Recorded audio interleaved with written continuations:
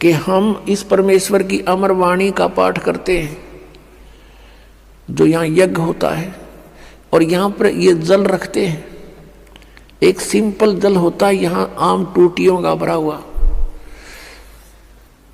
और इसको फिर परमात्मा की वाणी इसके ऊपर चलती है, मंत्र करते हैं, ये वाणी चलती है, मंत्र हैं भगवान के, ये सत्संग होता है, ये सब उसके ऊपर उस जल को अमृत बना देते हैं। गंगा से भी उत्तम बन जाता है वो। गंगा तो एक जल का काम करता है और वो एक बहुत प्रबल अमृत बन जाता है, और उसको कितने दिन तक रखिए आप, कभी खराब नहीं होता। हमारे पास रखा है सन 1996 का, 1996 का ये अमृत रखा हुआ आज तक एक बोतल में, और एज इट इज है। तो जिस परमात्मा की चर्चा करने मात्र से जल भी अमृत बन जाता है, तो पुण्यात्माओं, जो सत्संग हम करते हैं, परमात्मा की महिमा सुनाते हैं, अमृतवाणी बोलकर सुनाते हैं, इससे पशु पक्षियों पर भी प्रभाव पड़ता है, चींटियों पर भी प्रभाव पड़ता है, पौधों पर, वृक्षों पर भी प्रभाव पड़ता है, और इनको भी बहुत कुछ शक्ति प्राप्त होती है, और समय आने पर इनको ये काम देगी, इनको लाभ देगी। तो उस सतलोक के अंदर कोई पदार्थ खराब नहीं होता, सड़ता नहीं, गलता नहीं, और सदाबहार वृक्ष हैं, सूखते नहीं, और वहाँ कोई काम नहीं। परमात्मा की याद में आत्मा भीगी रहती है, मस्त रहती है, बहुत आनंद रहता है, चर्चा चलती है, ऐसे मंडलियाँ बैठकर बतलाती हैं, और नीचे के दुखों को देखकर आंखों में आंसू आते हैं कि कैसे रजा हुई परमात्मा, हम कैसे निकला इस गंदते हैं। वहाँ जाकर जब नीचे को देखते हो ना, इसमें सड़ांध आती है, इस 21 ब्रह्मांड में तो सड़ांध, बुदबू, दुर्गंध आती है। गरीबदास साहिब जी ने लिखा है कि लख योजन तक जात है या दुनिया की गंध दुर्गंध। इस पृथ्वी लोक पर रहने वाले प्राणियों के अंदर से निकल रहे ये बदबू, कहते हैं 1 लाख योजन, लगभग 12 लाख किलोमीटर ऊंचाई तक इसकी बदबू जाती है, स्मेल, बैड स्मेल जाती है। तो पुण्यात्माओं, इस प्रकार की विवेचन से आपका मन परमात्मा की तरफ आकर्षित होगा, और यहाँ से चलने की तैयारी करोगे। अन्यथा हम इसी व्यवस्था को फाइनल मान चुके हैं, मृत्यु तो होनी ही है, लेकिन मृत्यु से पहले बच्चों का विवाह हो जावे, और इनको भी भगवान संतान दे दे, इनका रोजगार ठीक हो जाए, फिर हम बेशक मर जावा। हमने इतना फाइनल कर रखा, बस ये हमारी फाइनल सोच है।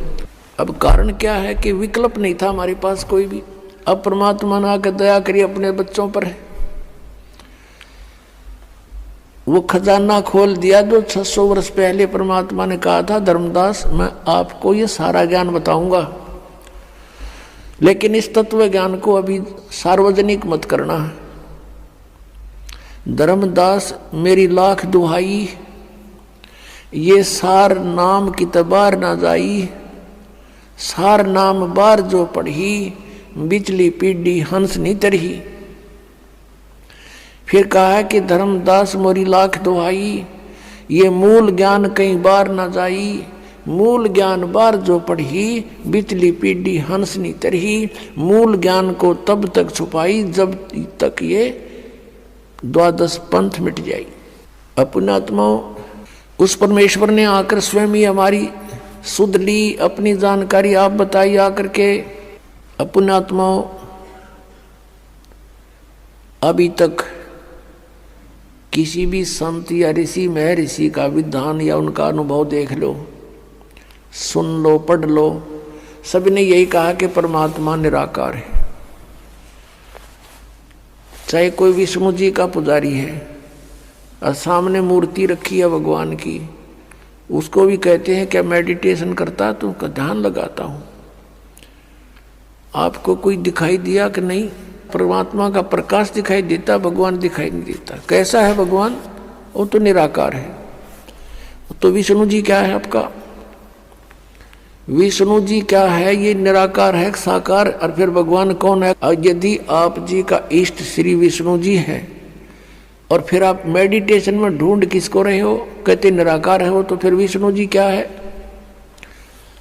इसको कहते हैं मोती मुक्ता दर्शत नाही, ये जगह सब अंदरे, और दिक्कत के तय नैन चश्मिन का फेरा मोतिया बंदरे।